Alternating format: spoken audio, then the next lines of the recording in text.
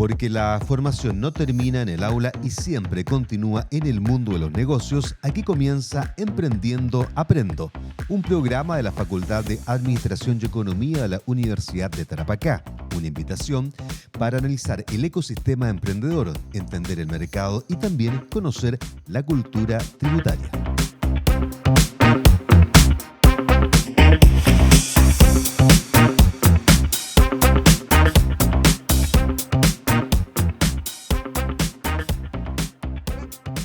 Muy buenas tardes a toda la comunidad ariqueña que escucha la radio Universidad de Tarapacá. Les damos la bienvenida al primer capítulo, Emprendiendo Aprendo, donde hablaremos de emprendimiento, negocios y tributaria, pero explicado en simple y sencillo. ¿Cierto, Marcelo? Bueno, así es, Sofía. Ese es un gran desafío, el poder tratar de entregarle a nuestra comunidad en forma simple temas tributarios que de por sí de repente causan bastante ansiedad, pero la idea es que tratemos de ejemplificar, llevarlo así con un lenguaje claro que permita que las personas puedan comprenderlo de forma rápida y sencilla. Pero vayamos al punto, ¿cómo nace el objetivo de este programa, básicamente? La verdad, tiene un propósito muy importante y claro, que es básicamente acercar la cultura tributaria a la comunidad, especialmente a aquellos que desarrollan emprendimiento en la región de Arica. Bueno, es una iniciativa que tiene la Facultad de Administración y Economía de la Universidad de Tarapacá a través de la carrera de Contador Público y Contador Editor y en convenio con el Servicio de Impuestos Internos de la Dirección Regional de Arica. Bueno, también les contamos que estaremos acompañándolos durante estos capítulos. Para ello, primero vamos a partir presentándonos. Mi nombre es Sofía Chura, académica y contadora auditora de la Universidad de Tarapacá, y me acompaña mi compañero Marcelo. Bueno, mi nombre es Marcelo Viveros, también soy contador auditor. Soy funcionario del Servicio de Impuestos Internos y en este espacio mi colaboración estará destinada principalmente a resolver las dudas, las inquietudes y las incógnitas que pueden surgir en distintas temáticas que puedan tener nuestros emprendedores de la región. Bueno, este programa, la verdad, está pensado para personas que emprenden, como había dicho al inicio, que emprenden en nuestra región, para quienes venden en las ferias, para aquellos que tienen negocios pequeños, para aquellos que venden por las redes sociales, por qué no decirlo, y también para aquellos que también trabajan de manera independiente en la región. Que para ello yo creo que es muy importante poder entender un poquito sobre estos temas. ¿No crees tú, Marcelo? Bueno, así es. Nosotros sabemos que es difícil muchas veces poder concurrir a charlas, talleres, conectarse a lo mejor por internet a alguna temática. La página del Servicio de Impuestos Internos tiene mucha información y a veces es difícil encontrar la respuesta a nuestras inquietudes. Por lo mismo, este espacio está destinado para poder acercarnos a ustedes, que tengan un contacto en su domicilio, en su auto, en su negocio, especialmente para todas aquellas personas que venden, por ejemplo, en feria, que venden a través de plataformas de comercio electrónico como Marketplace, Facebook, Instagram u otras modalidades que ustedes han diseñado para poder llegar a sus consumidores con sus productos.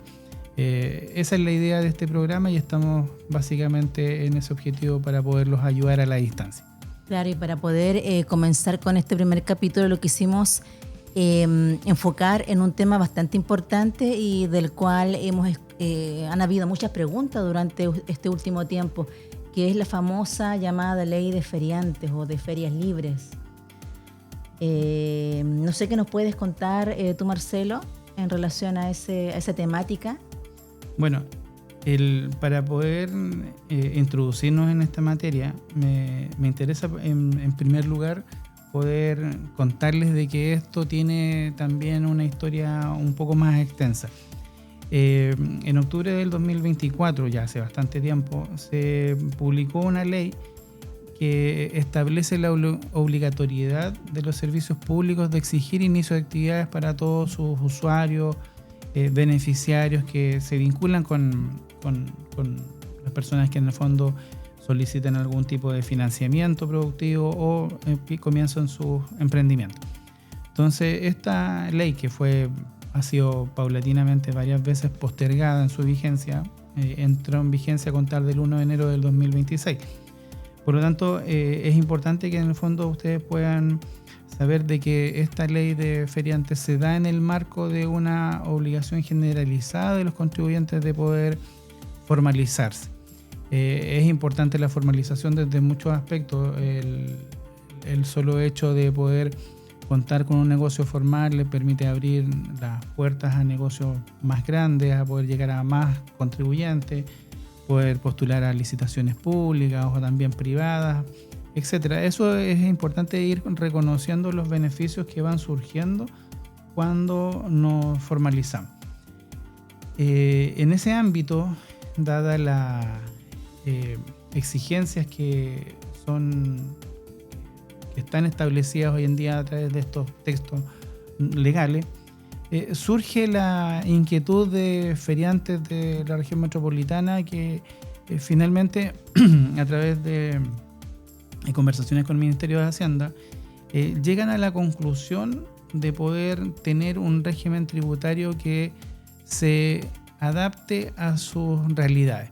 Y en este sentido, el tema de las ferias libres surge como un espacio, como una opción que tienen las personas que tienen puestos en feria, de poder tener un sistema de contabilidad simple y que pueda ayudarlos en su proceso cotidiano. Es decir, que sea algo simple y que sea fácil de poderlos administrar.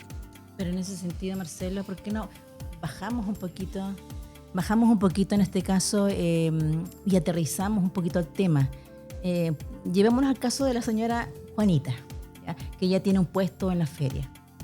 Si ella no quisiese acogerse en este caso a este sistema sustitutivo del impuesto, en este caso, ¿es obligatorio para ella poder decir que no? Bueno, la obligatoriedad en estricto rigor no, porque es una opción. Como lo decía antes, tenemos una opción de poderse inscribir en este sistema, pero si uno hace una comparación entre las obligaciones cotidianas que tiene un contribuyente versus las que se generan en este sistema tributario, la verdad es que no hay mucho por donde perderse. Es un sistema tributario que le va a simplificar su cumplimiento tributario ante el servicio, y de esa forma van a poder hacer las cosas de alguna forma mucho más simples que lo que es el sistema tradicional. Pero ya, si no me inscribo, si tú dices que no es obligatorio, y de repente puede venir en este caso algún fiscalizador del Servicio de Impuestos Internos y puedo recibir alguna multa en el caso que no esté acogida a ese sistema. Si no está acogida a ese sistema, no. Básicamente las multas que señalas pueden darse en el contexto de que no tenga ningún tipo de formalización. Por eso es que aquí la idea es que ustedes puedan ir comparando los distintos regímenes tributarios y tomar el que más les convenga. Si les parece, me gustaría que pudiéramos entrar a ver las características que tiene este sistema. Es lo mejor. ¿Ya? Bueno, una de las primeras definiciones que nos exige este régimen es que tengan el reconocimiento de tener patente o permiso municipal como ferias libres. Bueno, vamos también ahí a indicar el concepto de ferias libres, porque de repente pareciera que cualquier feria es una feria libre, y la verdad es que no. Las ferias libres están definidas por la ley como espacios físicos en los cuales se han entregado permisos en forma provisoria. Esto normalmente nosotros lo vemos cuando se habilitan espacios en la vía pública para delimitar un sector que va a funcionar un día a la semana, 2 días a la semana. Básicamente son calles que se habilitan para el ejercicio de estas actividades. Un ejemplo súper claro son ferias como la dominical o la de... me olvidó. Está allá Se me olvida. Ya, pero la Dominical es un buen ejemplo de una feria de una feria libre que se instala en forma provisoria y donde llegan muchas personas a poder vender sus productos en forma, no todos los días, o sea, en el fondo en forma esporádica. Esos son como los conceptos generales que identifican a una feria libre. Ahora, ¿qué se puede vender en una feria libre? Cualquier cosa. ¿Ya? Eso también es importante tenerlo claro. En una feria libre se puede vender cualquier cosa, pero siempre que se trate de artículos que vayan al detalle. Se pueden vender alimentos, se puede vender ropa, se pueden vender frutas y verduras, artículos de ferretería, etcétera. La ley tampoco hace una precisión taxativa respecto de qué son productos de una feria libre. Pero sí uno puede establecer ciertas diferencias como por ejemplo yo no puedo encontrar línea blanca o electrodoméstico.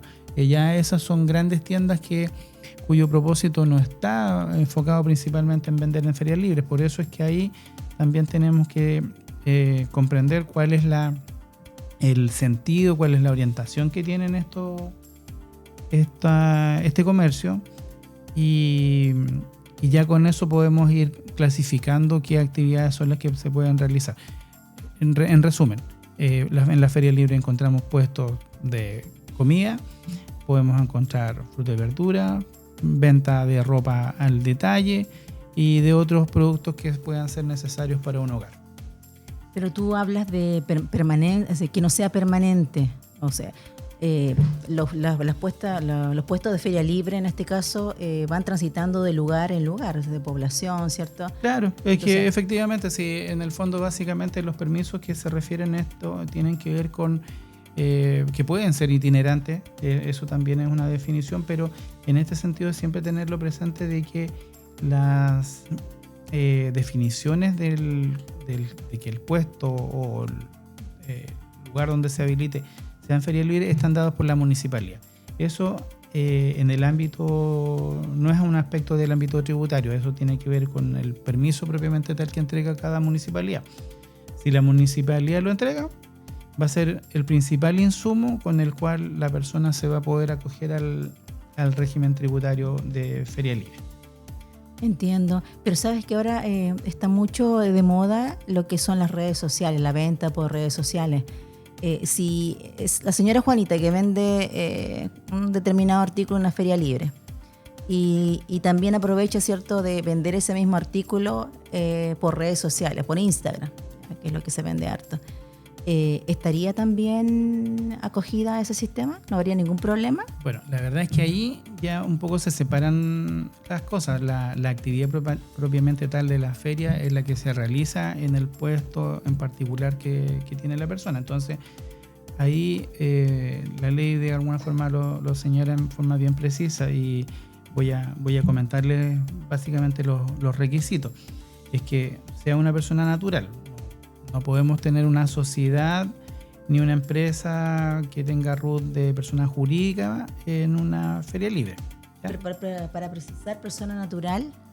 Estamos hablando de nosotros, del RUT que está asociado a nuestra cédula de identidad. Esa es la identificación de persona natural que tenemos. Y la distinta de la persona natural es la jurídica, que son empresas, juntas de vecinos, clubes deportivos, etcétera. Todos esos números de identificación que empiezan como con 50, 60, 70 millones son empresas o sociedades o personas jurídicas que en realidad quedan fuera de este segmento. Después, bueno, como les decía, contar con la patente o el permiso municipal respectivo. Después tenemos que las actividades, ya les había mencionado, puedan estar relacionadas con ventas en feria libre. Cuando vendemos por internet o tenemos un puesto de ventas celulares, por ejemplo, en alguna de las galerías del centro, ya ahí se separa la actividad, se tienen que separar los emprendimientos. Lo de feria libre debe ser de un giro único, exclusivo en feria libre. Ahora, lo que sí puedo hacer es trasladar eso a otras ferias libres. O sea, yo puedo tener un permiso en una feria, después pasarme a otra, y ahí no hay ningún inconveniente. O sea, mientras el permiso esté asociado a la persona puede desplazarse y trasladarse de forma itinerante en los distintos lugares donde la persona trabaje. Importante también es que se tiene que cumplir con la inscripción con el inicio de actividades. Entonces, ya la persona que tiene un puesto de feria libre lo que va a hacer es hacer iniciación de actividades en el servicio. Ya dijimos el requisito de persona natural, el permiso, hacer iniciación de actividades. Y en este proceso de iniciación de actividades es donde tiene que inscribirse en el registro de ferias libres, que es un link, es un portal especial que está dispuesto en la página del servicio, para poder hacer el registro y ahí ya cumplir con la mayoría de los requisitos. Y ahí nos falta uno que es el esencial y es el que determina la forma de tributar. Ya. A ver, para aterrizar un poquito, entonces tú me dices que la señora Juanita, si tiene puesto en este caso en una feria libre, y además si es que llegase a vender a través de redes sociales, esto se separa en dos sistemas. Ya uno se va a sistema régimen general, en este caso IVA. Lo recomendable es que separen las cosas, claro. Ya, definitivamente, porque ahí el régimen de feria libre es solamente para el puesto que tiene y por lo tanto tiene que separarlo, y si tiene otras actividades no se pueden mezclar, por lo tanto tendrá que separarlo a través de la conformación de una sociedad o transferirá ese puesto a nombre de otra persona, sus hijos, cónyuge, etcétera, o sencillamente hace una iniciación a través de alguna persona jurídica, pero lo importante es que el puesto de feria tiene que ser persona natural. Giro ferias libres. Giro ferias libres, que sean compatibles con ferias libres. Entonces, permiso municipal, iniciación de actividades y lo que corresponde al impuesto sustitutivo, en este caso del IVA, relacionado con el medio de pago, para este caso. Exactamente. Ahí, antes de que entremos con el medio de pago, te propongo que hagamos una breve pausa para que podamos analizar con mayor detalle cómo funciona este proceso. Me parece. Entonces, ya volvemos con Emprendiendo Aprenda.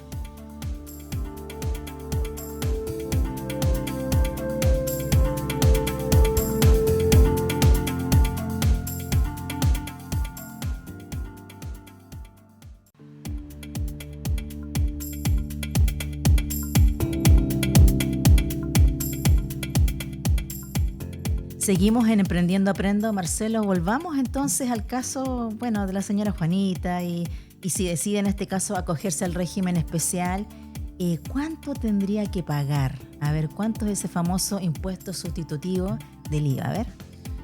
Ya, esta es la parte a lo mejor más compleja de comprender de cómo funciona finalmente este sistema. Bueno, dijimos ya que la persona se inscribía a través de la página del servicio, obtiene un certificado que es el que le van a pedir en la municipalidad, en el servicio de salud, cuando vaya, en caso de que venda alimentos. Y con ese documento tiene que ir a alguna de las empresas que son proveedoras de servicios de pago electrónico. Y esto es lo clave y la gran innovación que hace la ley respecto de esto, porque en el fondo determina que el impuesto se calcula solamente sobre la base de las ventas realizadas con un medio de pago electrónico. Medio de pago electrónico que conocemos, tarjetas de débito, tarjetas de crédito. Esa es de ahí sale el monto finalmente de impuesto que se va a pagar. Por eso es importante también que conozcamos cuáles son las empresas que van a estar validadas, porque en el mercado nosotros nos podemos encontrar el día de hoy con 20 empresas que prestan el mismo servicio. No voy a dar nombres para hacer publicidad, pero básicamente nosotros sabemos que existen una serie de maquinitas rojas, otras azules, otras blancas, donde se pueden contratar estos servicios para poder recibir pagos electrónicos. Ahora, lo importante es que en el caso de los feriantes solamente existen en este momento 5 empresas que se encuentran autorizadas, que son SAMAP, Banco del Estado, Compragri, que también es una variante del Banco del Estado, la empresa TU y Getnet. Esas son las 5 empresas con las cuales ustedes tienen la obligación de que si se inscriben en el régimen de feriantes, solamente con esas empresas pueden contratar el servicio de pago electrónico.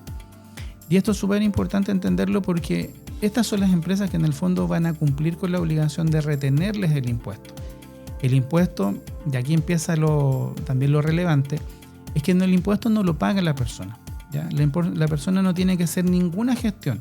Por eso es que se trata de un sistema simplificado bien especial, porque en el fondo elimina las obligaciones tributarias que conocemos cotidianamente como declaraciones de impuestos mensuales, declaración de impuestos a la renta, emitir boletas de venta y servicios, etc. Todo eso lo resume en una sola obligación que recae en la empresa a la cual yo contrato. Es decir, ¿y cómo lo materializa la empresa? Cuando yo venda el producto, es decir, en realidad en estricto rigor no es por la venta del producto, el funcionamiento, el pago va a funcionar cuando, por ejemplo, esta empresa a mí me paga, por ejemplo, cada 3 días. Y a los 3 días tengo ventas acumuladas por 100.000 pesos. Entonces, en ese momento, cuando la empresa me tiene que depositar los ingresos generados por este concepto, si yo vendí 100.000 pesos, me va a depositar 96.500 pesos. ¿Cómo se desglosa eso? La tasa del impuesto, que es 1,5%, sería 1.500 pesos. Y la empresa tiene un máximo de cobro por concepto de comisiones de un 2%. Para volver a repetirlo y para poderlo asimilar bien. Entonces, de los 100.000 pesos, solamente 1.500 pesos son impuestos.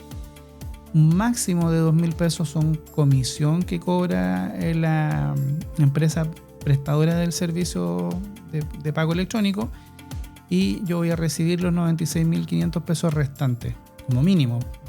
Ahí va a depender de las negociaciones que realice cada sindicato de feriantes o de las personas que vayan de forma independiente y se acerquen a estas empresas y pacten finalmente este cobro, que va a ser un cobro mensual, más que mensual, es un cobro por operaciones. Entonces, cada vez que se liquiden los fondos, la empresa a lo más va a quedarse con un 2%, y eso es lo que está estipulado en la ley. Es decir, la ley establece un tope de impuesto del 1,5% y un máximo de 2%.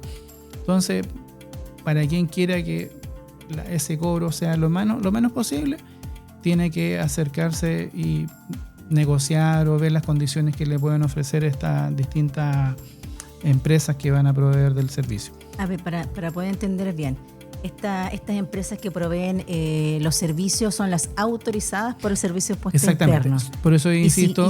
¿Y si la señora Juanita no utiliza una de esas empresas? Si la señora Juanita, por ejemplo, está utilizando hoy en día otra empresa y se quiere quedar con ella, no va a poder acogerse al régimen tributario, porque no se va a cumplir con la obligación que se tiene, que es retener el impuesto. Entonces va a quedar básicamente sin perjuicio que se inscriba.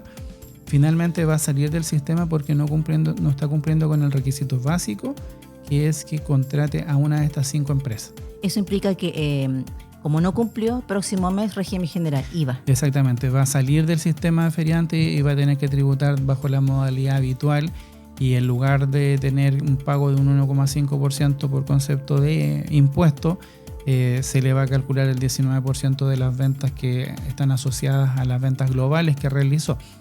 Por eso es importante, claro, evidentemente que esa persona también utiliza las compras, pero si uno hiciera el ejercicio que puede hacer cualquier persona en su casa y comparar cuánto paga bajo el régimen general y versus cuánto paga con el régimen simplificado, lo más probable es que se dé cuenta de que va a pagar mucho menos de lo que está pagando actualmente. Y también es interesante comparar, o sea, esto no quita la obligación de compra con factura, eso es un elemento también que hay que tener en cuenta. Pero esa IVA que es de las compras pasa a ser parte del costo.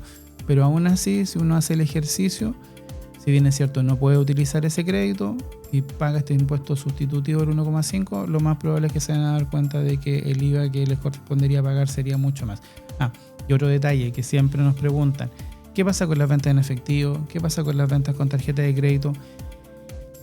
La ley solamente establece la obligatoriedad del pago a través de medio de pago electrónico. Esa es la única base legal respecto de la cual el servicio puede hacer el cobro de impuestos. que ni siquiera lo va a hacer el servicio, lo va a hacer automáticamente la empresa que hace la retención. Por lo tanto, tanto el efectivo como las transferencias no pasan a formar parte de eso. Ahora, nuestra sugerencia siempre va de la mano con que ojalá que las ventas que se realicen con medio de pago electrónico sean la totalidad. Si por ese motivo no se puede porque alguien no dispone de un medio de pago electrónico, uno se entiende de alguna forma que es una situación de borde, que es una situación extrema. Por lo tanto, la sugerencia siempre va a ser de que ojalá todas las personas que le compren con un medio de pago electrónico autorizado. Ya, a ver, entonces lo que me estás diciendo ya, tiene que ser estas 5 empresas que mencionas tú, autorizadas por el Servicio de Impuestos Internos.